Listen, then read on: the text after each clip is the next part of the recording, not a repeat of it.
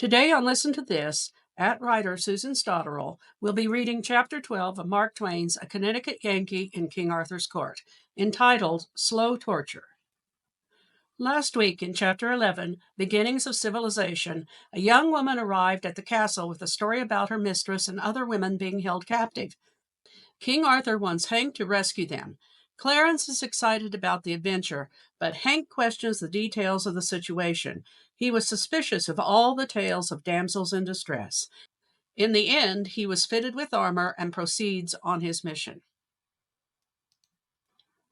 In Chapter 12, Hank, the boss, is accompanied by Alisande, Sandy, on a grail-type mission. He is soon very uncomfortable in the hot and cumbersome armor with no pockets. He can't reach a handkerchief in his helmet, nor can he mount or dismount alone, or find a solution to his situation due to Sandy's incessant chatter. Chapter 12, Slow Torture. Straight off, we were in the country. It was most lovely and pleasant in those sylvan solitudes in the early cool morning, in the first freshness of autumn. From hilltops we saw fair green valleys lying spread out below, with streams winding through them, and island groves of trees here and there, and huge lonely oaks scattered about and casting black blots of shade. And beyond the valleys, we saw the ranges of hills, blue with haze, stretching away in billowy perspective to the horizon, with at wide intervals a dim fleck of white or gray on a wave summit. We crossed broad natural lawns sparkling with dew, and we moved like spirits, the cushioned turf giving out no sound of footfall. We dreamed along the glades in a mist of green light that got its tint from the sun-drenched roof of leaves overhead, and by our feet the clearest and coldest of runlets went frisking and gossiping over its reefs, and making a sort of whispering music comfortable to hear. And at times we left the world behind and entered into the solemn great deeps and rich gloom of the forest, where furtive wild things whisked and scurried by and were gone before you could even get your eye on the place where the noise was, and where only the earliest birds were turning out and getting to business, with a song here and a quarrel yonder, and a mysterious far-off hammering and drumming for worms on a tree trunk away somewhere in the impenetrable and remoteness of the woods. And by, out we would swing again into the glare. We couldn't seem to meet anybody in this lonesome Britain, not even an ogre. And in the mood I was in then, it was well for the ogre, that is, an ogre with a handkerchief. Most knights would have thought of nothing but getting his armor, but so I got his bandana, he could keep his hardware for all of me. Well, when you perspire that way in rivers, there comes a time when you itch. You are inside, your hands are outside, so there you are. Nothing but iron between. It is not a light thing, let it sound as it may. First it is one place, then another, then some more, and it goes on spreading and spreading, and at last the territory is all occupied. And nobody can imagine what you feel like, nor how unpleasant it is. And when it had got to the worst, and it seemed to me that I could not stand anything more, a fly got in through the bars and settled on my nose. And the bars were stuck and wouldn't work, and I couldn't get the visor up.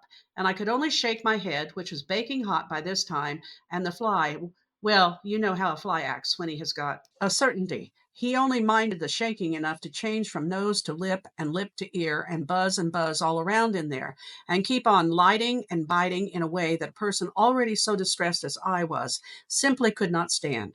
So I gave in and got Alisande to unship the helmet and relieve me of it. And then she emptied the conveniences out of it and fetched it full of water, and I drank and then stood up, and she poured the rest down inside the armor. One cannot think how refreshing it was. She continued to fetch and pour until I was well soaked and thoroughly comfortable.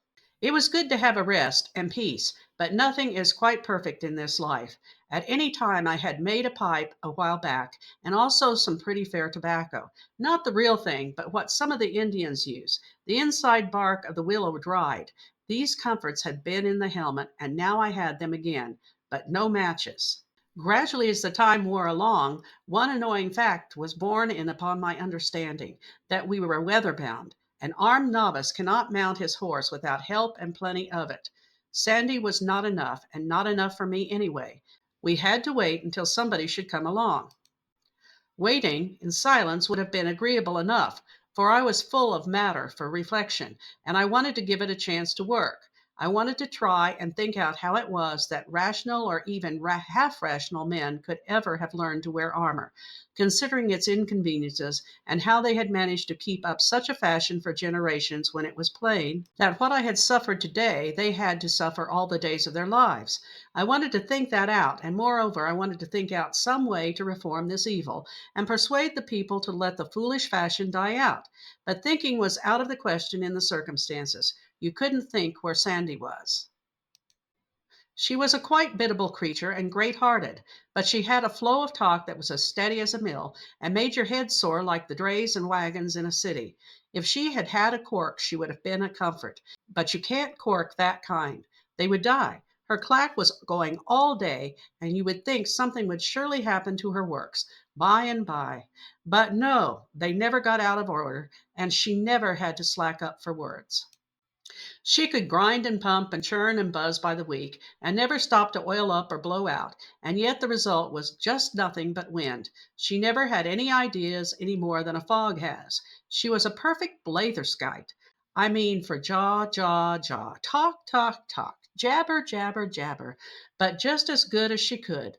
I hadn't minded her mill that morning on account of having the hornet's nest of other troubles, but more than once in the afternoon I had to say, "Take a rest, child. The way you are using up all the domestic air, the kingdom will have to go to importing it by tomorrow, and it's a low enough treasury without that."